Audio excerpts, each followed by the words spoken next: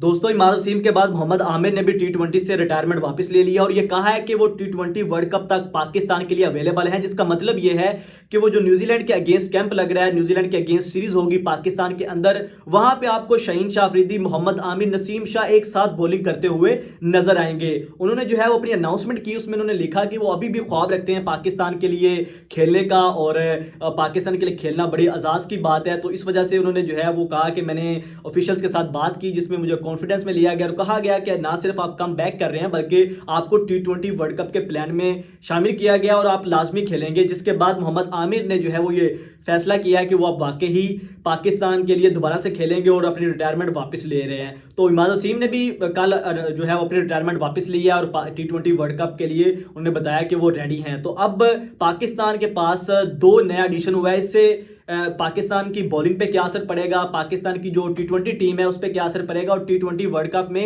इन दोनों को कॉम्बिनेशन में कैसे शामिल किया जाएगा। अगर पीएसएल के परफॉर्मर की बात की जाए तो उसके अंदर इमाद वसीम और मोहम्मद आमिर से भी पहले दो परफॉर्मर हैं जिनका जो है वो जिन पे तलवार चल सकती है।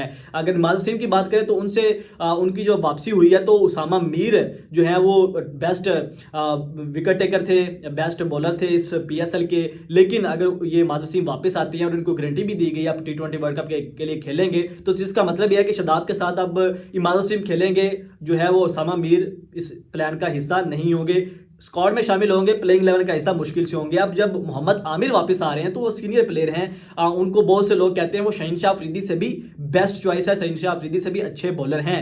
तो अब अगर मोहम्मद आमिर वापस आए हैं तो ये उनको गारंटी दी गई है कि आप भी वर्ल्ड कप खेलेंगे। तो जिसका मतलब ये है कि अब जो मोहम्मद अली हैं जिन्होंने अपनी बॉलिंग से पूरे दुनिया को इस पूरे पीएसएल के अंदर एक सरप्राइज पैकेज निकल के आए, उन्होंने जो है वो उनको टेस्ट का बॉलर कहा जाता था, लेकिन उन्होंने आके जिस तरह से टी20 के अंदर तमाम बॉलरों को वो कहते हैं ना पंजाबी में वक्त डाला, तो उसके बाद से अब उनको शामिल किया गया था इस कैंप के लिए। वो चौथी ऑप्शन थे।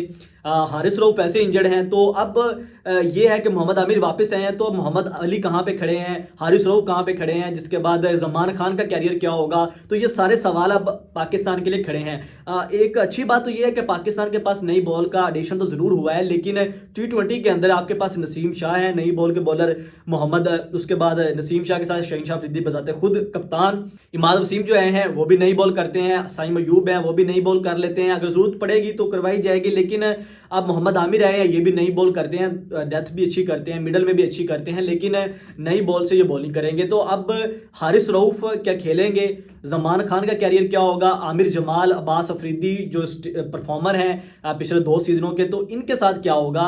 प्लेइंग 11 में स्क्वाड का हिस्सा तो होंगे, लेकिन इनकी जो है वो जगह मुश्किल नज़र आ रही है क्योंकि पाकिस्तान ने तो सिर्फ 11 खिलाने हैं। अब 11 के अंदर आपके पास इफ्तिखार भी हैं, आपके पास इमाद वसीम भी हैं, ऑलराउंडर तो आपके पास ये आगे शदाब खान भी ऑलराउंडर है। उसके बाद अगर आप आमिर जमाल को खिलाते हैं तो आप फिर जमान खान, हारिस रऊफ नहीं खेलेंगे।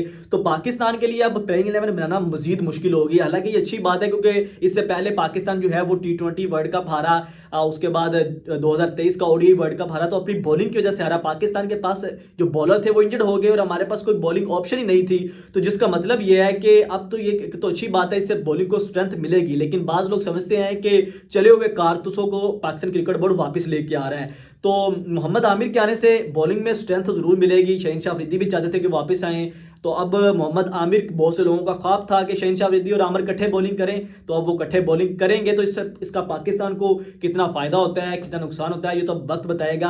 अब पाकिस्तान के पास न्यूजीलैंड की सीरीज़ है, उसके बाद इंग्लैंड और आयरलैंड के साथ पाकिस्तान सीरीज़ खेलनी है, जिसके बाद टी20 वर्ल्ड कप खेलना है। तो अब टी20 क्रिकेट है और टी20 में मोहम्मद आमिर की वापसी हुई है, इससे पाकिस्तान को कितना फ़ायदा होगा, कितना नुकसान होगा, ये आप लोग बताएं। अपनी कमेंट सेक्शन में राय का इजहार ज़रूर कीजिएगा। इसी के साथ शहरोज़ा में को इजाज़त दीजिए। अल्लाह हाफिज़।